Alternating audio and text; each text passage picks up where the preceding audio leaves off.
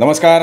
दीपक रेगी कथाकथन चॅनलवर तुम्हा सगळ्यांचं मनापासून स्वागत आणि विनंती की तुम्ही जर आत्ता चॅनलवर पहिल्यांदा आला असाल किंवा अजूनपर्यंत चॅनल सबस्क्राईब केलं नसेल तर प्लीज चॅनल सबस्क्राईब करा. मित्रांनो, आज तुम्ही ऐकणार आहात वसंत मिरासदार यांच्या मी आणि माझा तोतया या कथासंग्रहातली कथा माझ्या कर्तबगारीची फलश्रुती. ऐकूयात. संध्याकाळी ऑफिसमधनं घरी आलो ते थकलेल्या अवस्थेतच. कुठेही बाहेर न जाता पडून राहावं असंच वाटत होतं. पण कॉलनीतल्या काही तरुण उद्योजकांचा त्याच दिवशी एका प्रसिद्ध सिनेकलावंताच्या हस्ते सत्कार होणार होता. त्या कार्यक्रमाला जाणं मात्र भाग होतं. सत्कारस्थळी पोचलो आणि काय आश्चर्य, माझे गुरुजी आणि मार्गदर्शक विख्यात प्रोफेसर ठणकापुरे स्वतः या कार्यक्रमाला उपस्थित होते. कार्यक्रम सुरू व्हायला थोडा अवकाश होता म्हणून मी त्यांना म्हटलं, सर, आत्ता तुम्हाला इथे बघून मला 4-5 वर्षांपूर्वीच्या गोष्टीची आठवण आली. कसली रे? सरांचा प्रश्नार्थक चेहरा. अहो सर, असाच कर्तबगार व्यक्तींचा सत्कार समारंभ होता. पु ल देशपांडे अध्यक्षस्थानी होते आणि आपल्या अध्यक्षीय भाषणात त्यांनी तुमचा उल्लेख केला होता. अजूनही सरांना काही आठवत नसल्याचं दिसलं. काय म्हणाले ते माझ्याबद्दल? मला आठवतंय ना सगळं सर. सत्कार मूर्तींची, त्यांच्या कर्तबगारीची त्यांनी अगोदर खूप प्रशंसा केली. मग ते म्हणाले, आजच्या घडीला सर्वश्रेष्ठ निरपवाद जगन्मान्य कर्तबगार मराठी व्यक्ती म्हणजे प्रोफेसर ठणकापुरे, असं म्हणाले ना तेव्हा ते? सरांचा चेहरा खुलला होता. हो, असंच म्हणाले ते. आणि क्षणभर थांबून लगेच म्हणाले, असं त्यांचं स्वतःचं मत आहे. अहो, यावर सभागृहात प्रचंड हास्या झाला होता सर. एवढं सांगून मी सरांच्याकडे बघितलं. त्यांचा चेहरा निर्विकार होता. सर, तुम्हाला नाही का असं वाटत की पुलंनी तुमची अशी फिरकी घ्यायला नको होती? अरे, हे सगळं माझ्यावरच्या प्रेमापोटी. तुला माहितीच आहे, भाई जितका प्रेमळ आणि दिलदार होता तितकाच मुलखाचा चेष्टेखोरसुद्धा होता. प्रत्येक वेळी मला डिवचल्याशिवाय त्याला चैनच पाडायचं नाही. सर, पुलंची आणि तुमची इतकी जवळीक होती? अरे, भाईची आणि माझी दोस्ती हा अनेकांच्या कुतूहलाचा आणि मत्सराचा विषय होता. तुला माहिती नसेल पण त्याचं भाई हे संबोधन मीच रूढ केलं बरं का. मग तुमची इतकी जवळीक होती तर पुलंनी तुमच्यावर का नाही लिहिलं, असं मी सरांना जरा दबकत विचारणार होतो. पण तेवढ्यात सत्कार समारंभ सुरू झाल्यामुळे माझा प्रश्न तसाच राहिला. आणि तेच बरं झालं ना, कारण विचारलं असतं तर सरांच्यावर अविश्वास दाखवल्यासारखं झालं असतं. सत्कार समारंभ संपल्यानंतर आम्ही दोघेही बोलत बोलत बाहेर पडलो. वाटेतल्या एका अमृततुल्य हॉटेलात चहा पिता पिता सर म्हणाले, आजच्या पिढीची मुलं किती कर्तबगार आहेत नाही का. त्यांच्या कर्तबगारीचा आज गौरव झाला, हे छानच झालं. पण सत्कार मूर्तीत तुझा समावेश व्हायला हवा होता. तुला आज व्यासपीठावर बघितलं असतं ना तर मला फार आनंद झाला असता. यावर माझा चेहरा कसनुसा झाल्याचं सरांच्या लक्षात आलं. त्यानंतर मला आलेला हुंदकासुद्धा मी प्रयासानं दाबून टाकला. हे सुद्धा त्यांच्या नजरेतनं निसटलं नाही. मी खाली मान घातली, रुमालानं डोळे पुसले आणि काहीच झालं नाही अशी चर्या करण्याचा प्रयत्न केला. हे बघ, तू लपवतोयस माझ्यापासून काहीतरी. तू मन मोकळं कर. तुझ्या मनात काय खदखदतंय ते मला सांग सगळं. सर, कर्तबगार व्यक्तींच्या यादीत माझं नाव नाही आणि आज माझा सत्कार झाला नाही याचं मला दुःख आहेच. पण खरं दुःख वेगळंच आहे सर. कसलं खरं दुःख? कर्तबगारीबद्दल माझा सत्कार होणं आणि कर्तबगार व्यक्ती म्हणून माझं नाव होणं ही गोष्ट आता माझ्या आयुष्यात शक्यच नाही ना सर. माझ्या आयुष्यातली ती संधी केव्हाच गेली आहे. I have missed my car sir. I have missed my bus असं तुला म्हणायचं असेल नाही का. सरांनी तपकिरीची चिमूट नाकाला लावत माझ्या इंग्रजीची दुरुस्ती केली. पण ते जाऊ दे. ही संधी केव्हाच निघून गेली असं का म्हणतोयस बरं तू? सर, अहो, कर्तबगार ठरण्याची माझी संधी फार पूर्वीच गेली आहे. जगातल्या खऱ्या कर्तबगार व्यक्ती अल्पायुषी होत्या असं मी वाचलंय, ऐकलंय आणि ते काही खोटं नाही आहे. खरंच आहे ते. नाही, म्हणजे मला समजलं नाही बरं का तू काय म्हणतोयस ते. सांगतो की मी सर. मी काहीशा आवेशानं बोलायला लागलो. असं बघा सर, महान योगी तत्ववेत्ते आद्य शंकराचार्य वयाच्या फक्त 32व्या वर्षी निवर्तले. ज्ञानेश्वर महाराज वयाच्या 22व्या वर्षी गेले. मराठ्यांच्या पराक्रमाचा डंका ज्यांनी भारतभर गाजवला ते थोरले बाजीराव वयाच्या अवघ्या 40व्या वर्षी वारले. तसंच थोरल्या माधवराव पेशव्यांचंही, तेही अत्यंत अल्पायुषित झाले. आवेशानं बोलल्यामुळे मला थोडासा दम लागला. पाण्याचा एक घोट पिऊन मी पुढे म्हणालो, मराठी भाषेचे शिवाजी असा ज्यांचा गौरव होतो ते विष्णूशास्त्री चिपळूणकर आणि समाजसुधारक गोपाळराव आगरकर, तसंच थोर कवी केशवसूद, बालकवी ठोंबरे हे सुद्धा अल्पायुषीच होते सर. आणि सर, अहो अभिमन्यू तर अवघ्या 16व्या वर्षी गेला की हो सर. एकाएकी माझा गळाच भरून आला. मी पुन्हा पाण्याचा घोट घेतला आणि म्हणालो, आणि सर माझं वय आजच 55च्या पुढे गेलं आहे. त्यामुळे कर्तबगार म्हणून नाव होण्याची माझी संधी कायमची हुकली आहे, हो का नाही? सांगा बरं तुम्ही. इथे मला पुन्हा थोडंसं गदगदून आलं. मी पुन्हा रुमालानं डोळे पुसले, नाक पुसले. मग मला एकदम काहीतरी आठवलं आणि मी म्हणालो, अहो सर, अभिमन्यूला निदान 16 वर्ष तरी मिळाली. पण एका अत्यंत कर्तबगार इसमाची गोष्ट सांगतो तुम्हाला मी. तोही असाच अल्पायुषी झाला. किती अल्पायुषी म्हणून विचारा. किती किती अल्पायुषी? अहो सर, तो इतका अल्पायुषी की जन्मल्याबरोबर गेला. अरे अरे अरे अरे अरे, फार वाईट झालं रे. बरं, पण कोण होता तो? नाही, तो कोण होता हे माहीत कसं असणार ना, कारण तो जगलाच नाही ना सर. मग त्याच्या कर्तबगारीचं काय? अहो सर, त्याची पत्रिका केली होती. पत्रिका झाल्याबरोबर ज्योतिषी म्हणाला की हा इतका कर्तबगार आहे की हा जन्मल्याबरोबर जाणार. नंतर मी क्षणभर थांबलो, एक दीर्घ सुस्कारा सोडला आणि म्हणालो, आणि बघा ना सर, तसंच झालं का नाही शेवटी? हे ऐकून सर विचारमग्न झाले. काही वेळ आम्ही दोघेही स्तब्ध होतो. मग सर संथपणे म्हणाले, हे बघ, अल्पायुषी असणं हा कर्तबगार ठरण्याचा एक महत्त्वाचा निकष आहे, यात शंका नाही. कर्तबगार ठरण्याची तुझी संधी हुकली आहे, हेही खरं आहे. पण तू कष्टी होऊ नकोस, आपण काहीतरी मार्ग नक्की काढू. सरांच्या या उत्तेजनपर शब्दांनी मला पुन्हा थोडं अवसान आल्यासारखं वाटलं. त्या सणकीत मी म्हणालो, सर, तशी एक संधी अजून मला आहे असं मला वाटतंय. माझं वय कमी करता आलं तर. माझ्या या सूचनेवर पुन्हा सर बरेच विचारात पडल्यासारखे दिसले. ते पुन्हा तपकिरीचं बोट नाकाला लावत होते. शेवटी म्हणाले, सॉरी, तुझं वय नाही कमी करता येणार. रंगरंगोटी करून तू काही काळ 25ल्या तरुणासारखा दिसशील, पण कागदोपत्री तुझं वय 56 आहे आणि प्रतिवर्षी एकेका वर्षानं ते वाढतच जाणार आहे. माझी खिन्न मुद्रा बघून पुन्हा एकवार सरांनी मला धीर दिला आणि म्हणाले, पण तू काळजी करू नकोस. यावर आपण तोडगा नक्की काढू. कर्तबगार व्यक्ती म्हणून तुझा सत्कार झाला पाहिजे आणि ते माझ्याकडे लागलं. मी आता तुझ्या समस्येवर शांतपणे विचार करतो, तुला कळवतो. तूही आता शांत मनानं घरी जा. मी घरी आलो, पण रात्री झोप लागली नाही. अल्पायुष्य आणि कर्तबगारी यांचा अन्योन्य संबंध माझ्या डोक्यात ठाम बसला होता. आणि मी तर आता ज्येष्ठ नागरिक व्हायच्या अवस्थेपर्यंत आलो होतो. त्यामुळे सर मला कर्तबगार कसं काय ठरवणार हे काही मला कळेना. पण सरांच्या अचाट बुद्धिचातुर्यावर माझा विश्वास होता. ते निश्चित काहीतरी करतील आणि माझी कर्तबगारी जगासमोर आणतील असं मला आतनं वाटायला लागलं. सरांनी आश्वासन दिल्याप्रमाणे 8 दिवसात मला सरांचा फोन आला.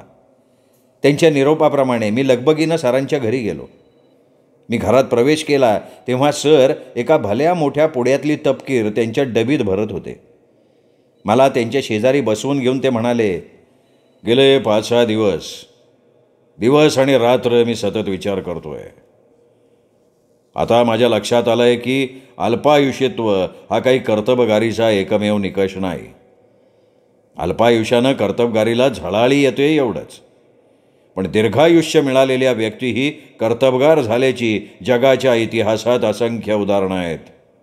काय म्हणताय सर? मी जरा सावरून ताठ बसलो. माझ्या चेहऱ्यावर पुन्हा टवटवी आली. पण एक लक्षात ठेव, मनुष्य अल्पायुषी आहे का दीर्घायुषी आहे यावर त्याची कर्तबगारी मोठेपणा ठरत नाही. कर्तबगार ठरण्यासाठी हातून काहीतरी भव्य दिव्य निदान इतिहासात नाव राहील असं काहीतरी घडावं लागतं. हे मला पटलं. मी संमतीदर्शक मान डोलावली. आता ओघानं झालंय म्हणून तुला सांगतो. औरंगजेब.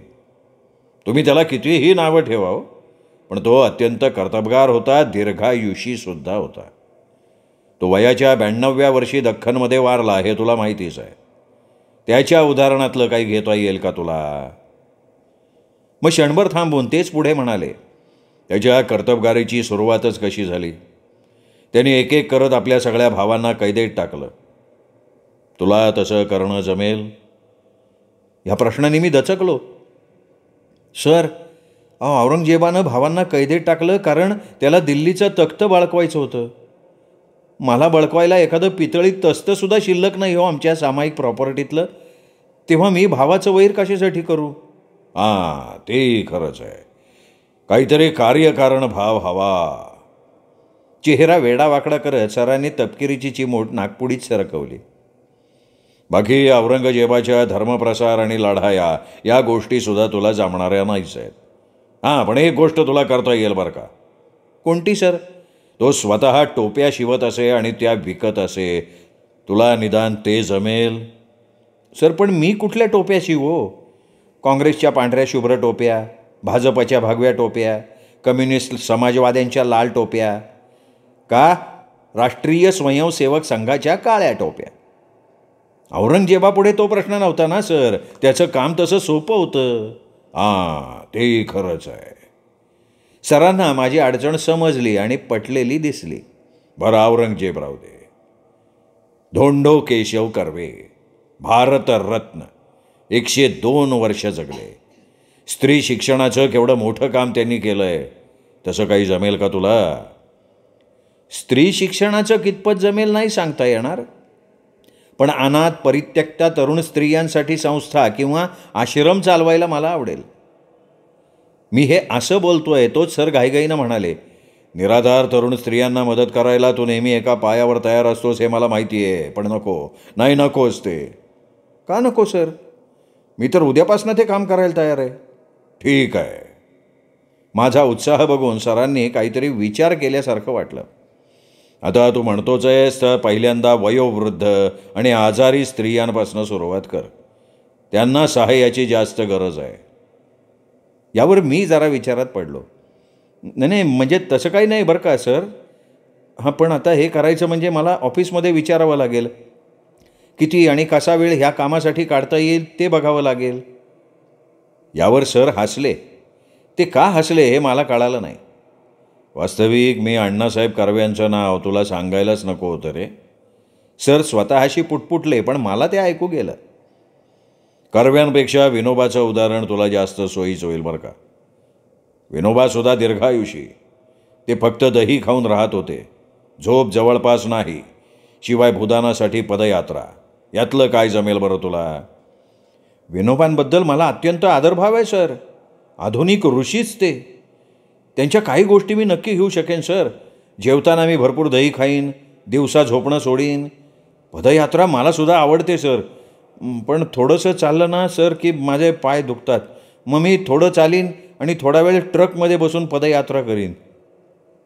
माझं हे उत्तर सरांना फारसं रुचलेलं नसावं, कारण त्यांनी लगेच रवींद्रनाथ टागोर आणि विन्स्टन चर्चिल यांच्या नावांचा उल्लेख केला. चर्चिलसारखी हॅड घालून तोंडात सिगार ठेवून 2 बोटांची व्ही फॉर व्हिक्ट्री अशी खूण करता येईल. हो, हे करायला खूप मज्जा येईल सर. पण तरीही माझं हे विधान सरांना अजिबात पसंत पडलेलं दिसलं नाही. मजा येईल काय म्हणतोयस तू? मजा येईल काय म्हणतोयस? अरे, या हिमालया एवढ्या कर्तबगारीच्या माणसांनी केवढी संकटं झेलली आहेत ते तुला कसं कळणार? चे हे महान आदर्श तुझ्यासाठी अजिबात उपयोगाचे नाहीत. एवढं बोलून सर उठले आणि अस्वस्थ चेहऱ्यानं हात पाठीशी बांधून हॉलमध्ये फेऱ्या मारायला लागले. फेऱ्या मारता मारता ते स्टुपिड मजा येईल म्हणतोय हा असं स्वतःशी पुटपुटत होते. त्यांचा तो मूड बघून आता तिथे जास्त वेळ थांबणं धोक्याचं आहे हे माझ्या लक्षात आलं आणि म्हणून काहीही न बोलता मी हॉलमधनं पळ काढला. यानंतर 8 दिवसांनी मी जेव्हा परत सरांच्या घरी गेलो तेव्हा त्यांची प्रसन्न चर्या बघून मला बराच धीर आला. सर, आता मी काय करावं की जेणेकरून माझी कर्तबगारी सिद्ध होईल आणि त्याबद्दल माझा जाहीर सत्कार होईल? मी हळूच विषय काढला. सरांनी या संबंधात बराच विचार केलेला असावा असं वाटलं, कारण ते लगेच म्हणाले, ज्येष्ठ नागरिकांची तुकडी घेऊन तुला एव्हरेस्ट सर करता येईल का? तसं केलंस तर तुझं नाव फार मोठं होईल बरं का, बघ म्हणजे विचार कर. मी ते आव्हान स्वीकारलं. ज्येष्ठ नागरिक आणि पेन्शनरांच्या संघटनेचे काही सदस्य बरोबर घेऊन मी पर्वती चढण्या उतरण्याचा सराव सुरू केला. हिमालयातल्या थंडीचा आणि बर्फाचा सराव होण्यासाठी आपण सर्वांनी बर्फाची एक एक लादी डोक्यावर घेऊन पर्वती चढूयात असं मी सुचवलं आणि त्याप्रमाणे आम्ही सगळ्यांनी डोक्यावर बर्फाचे दांडगे ठोकळे घेऊन सरावाला सुरुवात केली.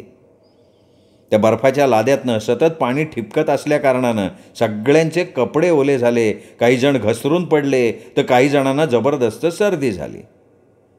असा प्रकार 2-3 दिवस चालला. तिसऱ्या दिवशी मीच उतरताना पाय घसरून पडलो आणि घोट्याजवळ फ्रॅक्चर झाल्याचं निष्पन्न झालं. 3 आठवडे मग अंथरुणावर पडून काढले. बरं झाल्यावर पुन्हा सराव सुरू करायचं ठरवलं. तेवढ्यात एका पेन्शनरनं खाटमांडू ते एव्हरेस्ट असा रोपवे लवकर सुरू होणार असल्याची बातमी आणली. आता एव्हरेस्टवर रोपवेनं जायची सोय झाल्यावर तुमच्या पराक्रमाला काही अर्थ राहत नाही रे, सर म्हणाले आणि तिथे आमची मोहीम थंडावली. माझा मत्सर करणाऱ्या त्या लुच्च्या पेन्शनरनं मोहीम रद्द करण्याच्या हेतूनं मुद्दाम ही खोटी बातमी पसरवल्याचं माझ्या नंतर लक्षात आलं. इंग्लिश खाडी पोहून जाशील का, अशी सरांनी नंतर विचारणा केल्यावर मी तात्काळ हो म्हटलं, पण माझ्या लक्षात आलं की मला पोहायलाच येत नाही आहे. ही माझी अडचण मी सरांना फोनवर सांगितली. तेव्हा ते म्हणाले, ठीक आहे, मग तू भोपळा पाठीशी बांधून इंग्लिश खाडी पार करशील का? तो तुझा एक आगळा वेगळा पराक्रम होईल आणि तुझा तो पराक्रम TV वर दाखवण्याची व्यवस्था मी करेन. सरांच्या या शब्दांनी मी मोहरून गेलो. आव्हान स्वीकारलं आणि भोपळा पाठीशी बांधून तलावात पोहायचा सराव सुरू केला. या मोहिमेसाठी ब्रिटनमधल्या भारतीय वकिलातीची पहिल्यांदा परवानगी आवश्यक होती. त्यासाठी सरांनी एक अर्ज, माझं पोहतानाचं छायाचित्र अशा 2 गोष्टी वकिलातीकडे पाठवल्या. वकिलातीकडून छायाचित्र परत आलं. या चित्रात भोपळा कुठला आणि पोहणारा कुठला हे अजिबात कळत नाही असा शेरा सोबतच्या पत्रात होता. तसंच तुम्ही केलेल्या अर्जात माणसाला पाठीवर घेऊन पोहण्यासाठी भोपळ्याला परवानगी मिळावी अशी विनंती केली आहे आणि असली विचित्र मागणी मान्य करणं शक्य नाही असंही वकिलातीकडून आलेल्या पत्रात शेवटी म्हटलं होतं. सरांनी तयार केलेल्या इंग्रजी अर्जामुळे हा गोंधळ झालेला असावा असा मला दाट संशय होता. पण सर संतापलेले बघून मी काहीही न बोलता ती मोहीम रद्द करून टाकली. भारतीय वकिलातीच्या प्रतिकूल उत्तरामुळे सर नाराज झाले होते. त्यामुळे मला कर्तबगार ठरवण्याचा नाद ते सोडून देतील असं मला वाटलं होतं हो, पण कसलं काय. 8 एक दिवसात सरांचा फोन आला. काय करतोयस, तुझ्यासाठी एक नवीन मोहीम प्लॅन केली आहे. कसली सर? चंद्रावर जाशील का? अवकाश संशोधन विभागात आता रॉकेट पाठवायची सगळी तयारी आहे, फक्त माणसं मिळत नाहीत म्हणून अडलं आहे. सर, फार मोठा सन्मान आहे हा. सर, तुम्हीच का नाही जातो? अरे, मी जायला तयार आहे रे, मलाच घ्या असं मी प्रेसिडेंट कलामांना म्हणालो, पण ते म्हणाले रॉकेटच्या उड्डाणात काही घातपात झाला तर तुमच्यासारखा अमूल्य शास्त्रज्ञ गमावणं देशाला परवडणार नाही, तेव्हा तुम्ही दुसरं कोणी तयार आहे का बघा. तू तयार झाला तर फार मोठं नाव होईल तुझं, बघ विचार कर. सर, मी चाचरत म्हणालो, तशी माझी हरकत नाही सर, पण तिथे जेवणा खाण्याचं काय हो? मला रोज रात्री दुधातली दशमी लागते. ते एक वेळ जाऊ द्या, पण निदान खिचडी तरी. यातलं काहीच मिळणार नाही, मग मी तिथे टिकणार कसा सर? सर यावर विचारात पडलेले दिसले. मिनिटभराने म्हणाले, अरे अजिबात काळजी करू नकोस, कुठल्या तरी उडप्याचं हॉटेल तिथे नक्की असेल. मागे तुला आठवतं आहे का, हिलरी आणि तेनसिंग एव्हरेस्टवर गेले तेव्हा त्यांच्या स्वागताला इडली सांबार घेऊन एक उडपी हजर होता. अहो सर, तो विनोद होता आहे, ती काही घडलेली गोष्ट नाही आहे खरी खरी. काय म्हणतोस, तुझी खात्री आहे का त्याच्याबद्दल? मग खात्री करून घेण्यासाठी मी माझ्या ओळखीच्या एका उडपी हॉटेलवाल्याला भेटलो. त्याला विचारलं, ते गोष्ट म्हणजे जोक असणार की हो? तो उडपी हॉटेल मालक म्हणाला, पण नक्की काही सांगता येत नाही बघा. आमच्या कम्युनिटीचा लोक गेल्या काही वर्षापासून बेपत्ता असते बघा. त्यातलं कुणी कुणी एव्हरेस्टवर म्हणा, चंद्रावर म्हणा गेलं असण्याची शक्यता काही नकारता येत नाही. त्याच्या या सावध उत्तरावरनं ही गोष्ट म्हणजे विनोदच असणार याबद्दल माझी बालंबाल खात्री झाली आणि तसं मी सरांना सांगितलंय. चंद्रावर माझी खाण्यापिण्याची आबाळ होईल हे लक्षात घेऊन सरांनी चांद्र मोहिमेचा विचार रद्द करून टाकला.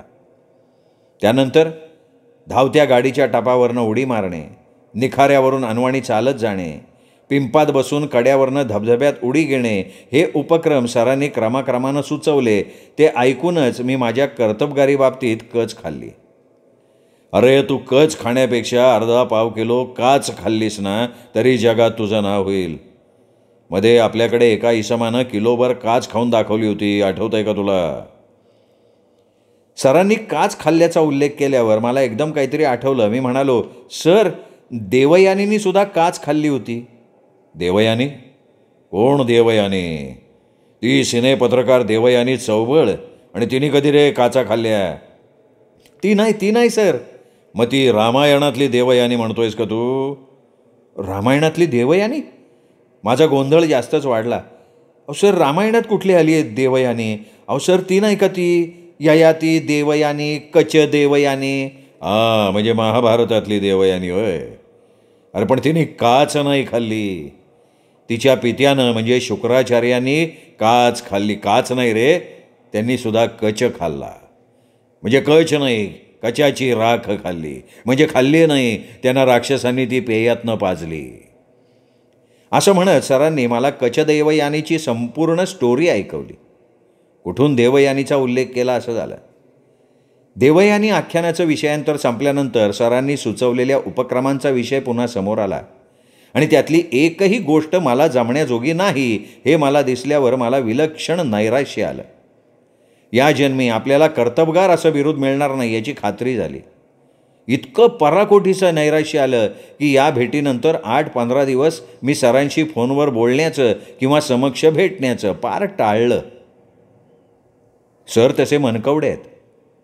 माझं अपार नैराश्य त्यांच्या लक्षात आलेलं असणार, कारण त्यांनी स्वतः फोन करून लवकरात लवकर घरी ये अशी जवळपास मला आज्ञा दिली आणि तिचं पालन केल्याशिवाय आता मला गत्यंतर नव्हतं. आता माझ्या लक्षात आलं बरं का, आत्तापर्यंत मी सुचवलेले सगळे उपक्रम हे तुझ्या प्रकृतीला सूट होणारे नव्हते. तू अतिशय संवेदनशील मनाचा, कुशाग्र बुद्धीचा असायस. तुला साजेसा उपक्रम हा बौद्धिक पातळीवरचा पाहिजे. सरांनी केलेल्या प्रशंसेनं मला बरं वाटलं, पण त्यांच्या बोलण्याचा नेमका बोध झाला नाही. मी खुलाशासाठी त्यांच्या चेहऱ्याकडे बघितलं.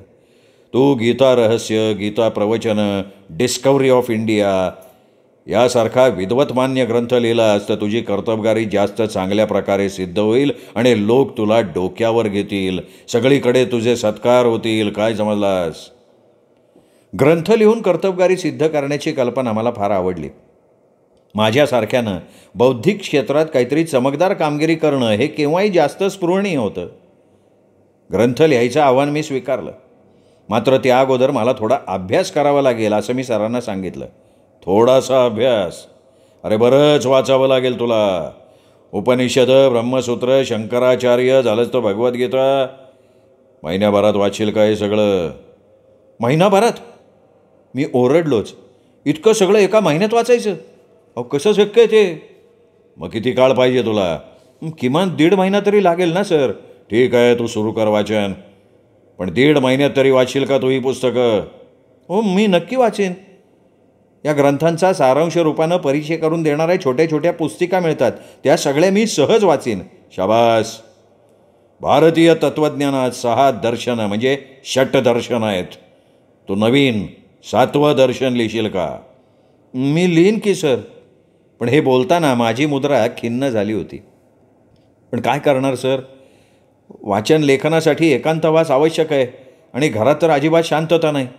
पोरांचा दंगा, त्यांच्या आईचा आरडाओरडा, यात एक पान वाचणं शक्य होत नाही. मग चिंतन कुठलं आणि कसलं लेखन सर?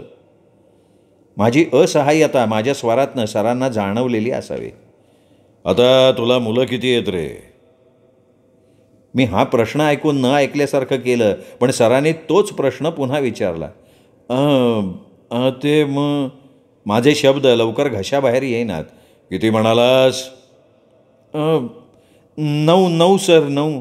9 सर ओरडले. मग क्षणभरानं खालच्या आवाजात म्हणाले, अरे परवा तर तुझ्या पहिल्या मुलीचं बारसं झालं ना, मी आलो होतो की त्या बारशाला. अहो सर परवा कुठलं, त्याला झाली आता 15-16 वर्ष. अरे तरी काय झालं, 15-16 वर्षात 9 अपत्य तुला. हो ना सर, माझ्या आईला नातू आणि बायकोला मुलगा पाहिजे होता. वंशाचा दिवा म्हणतात ना सर, 7व्या मुलीनंतर 8वा मुलगा झाला मला. असो, या विषयावर मी जास्त बोलणं प्रशस्त नाही. सरांच्या स्वरात तीव्र नापसंती होती. ठीक आहे, पण आता काय करशील तू. काही वेळ आम्ही दोघं स्तब्ध होतो. उपक्रम तर चांगला सापडला होता, पण जागेची अडचण होती. सरांनी एकदम टाळी वाजवली आणि ते म्हणाले, हे बघ तुझी नोकरी बेताची आहे. तुला वर्ष 6 महिने एखाद्या लॉजवर जाऊन राहणं शक्य नाही. पण हे लक्षात घे, मोठमोठ्या ग्रंथांचं लेखन तुरुंगात झालं आहे. नेहरू, टिळक, सावरकर, विनोबा या सगळ्यांनी लेखन तुरुंगात केलं आहे.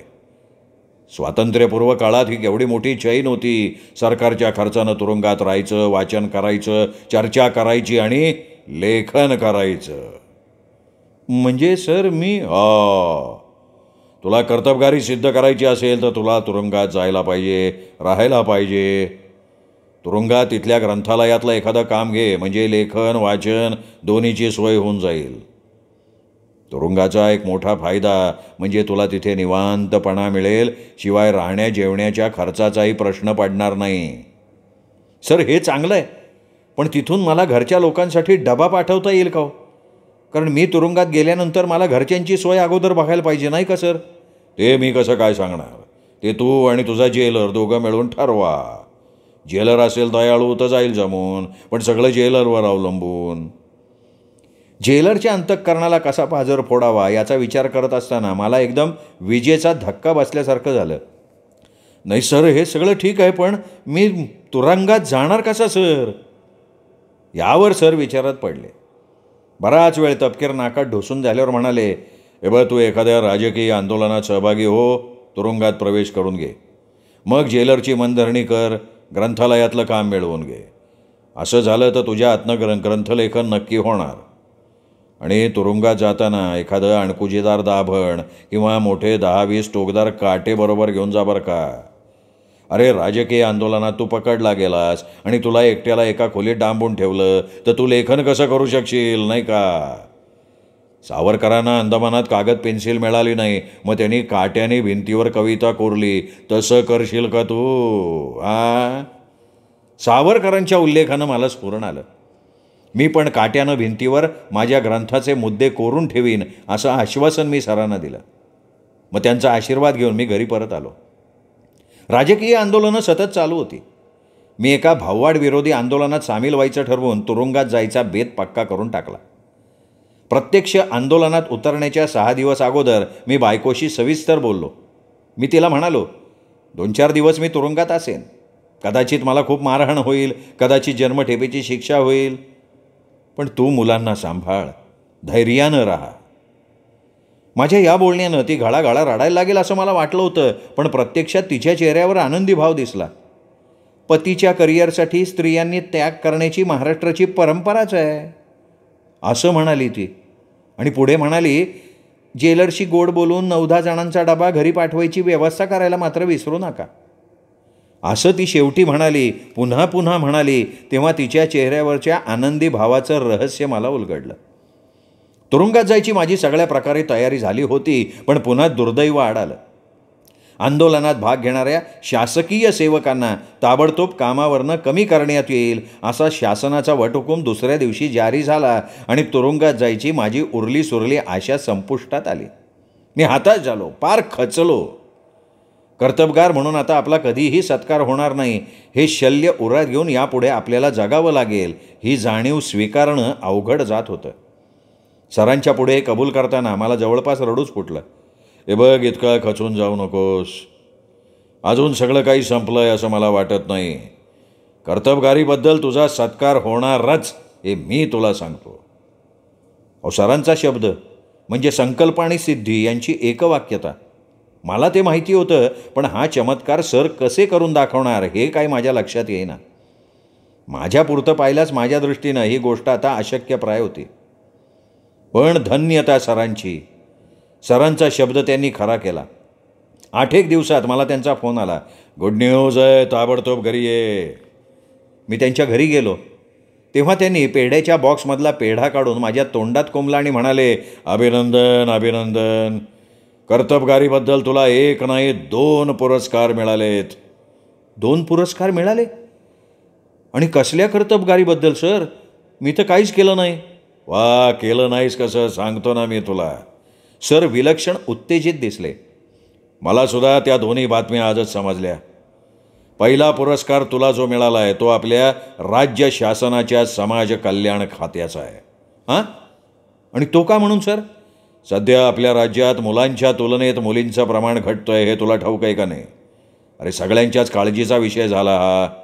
म्हणून ज्या कुटुंबात 5पेक्षा जास्त मुली असतील त्यांना शासनानं खास पुरस्कार जाहीर केला आहे. आणि तुझ्याकडे तर 9 पैकी 7 मुली आहेत, त्यामुळे राज्य शासनाचा तुला पुरस्कार मिळालाच आहे. आणि दुसरा सर? दुसरा पुरस्कार डेन्मार्क, हॉलंड, इटली या युरोपातल्या 3-4 देशांनी मिळून दिला आहे. या देशामध्ये जननाचं प्रमाण खूप घटतं आहे. दर 10 वर्षांनी लोकसंख्या वाढण्याऐवजी कमी कमी होती आहे. म्हणजे आपल्या अगदी उलट परिस्थिती आहे तिथे.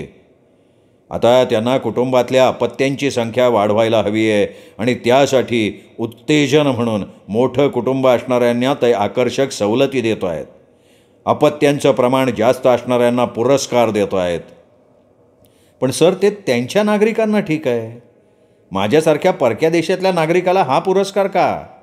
अरे आपल्या घरात मूल जन्माला यावं म्हणून आपण नवस करतो, शेजारणीच्या मुलाचं कौतुक करतो, त्याला अंगडं टोपडं देतो, हो का नाही? तसंच आहे हे.